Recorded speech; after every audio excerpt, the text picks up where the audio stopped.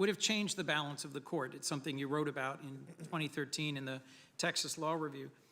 My concern is that a leading scholar in the field of constitutional law has recently reviewed your writings and concluded that you demonstrate an extreme willingness and even radical willingness to revisit settled precedents.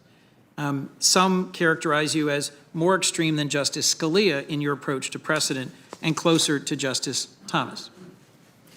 Senator Coons, with respect, as I explained this morning, that sentence has been plucked out of the article to kind of, I think, create a misimpression about the context. The whole article discussed reliance interests, discussed the reasons for stare decisis, and emphasized that courts ought not disrupt settled precedent, absent very good reason to do so, reliance interests being one. The larger challenge here is not what you've said about your views on cases, but what the president who has nominated you has said about his goals and his objectives for your service on the court.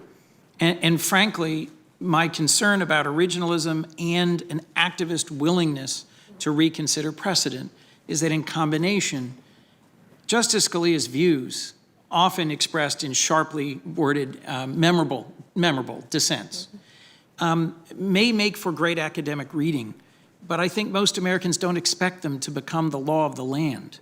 And in a long line of cases, they would overturn well-settled precedent that I think we have all come to expect. So my core concern here, Your Honor, is that your confirmation may launch a new chapter of conservative judicial activism, unlike anything we've seen in decades. And the point of the chart was to just show we've mostly been talking about the Affordable Care Act and privacy-related cases. But if that's true, it could touch virtually every aspect of modern American life. I pray that I'm wrong. I hope that I am.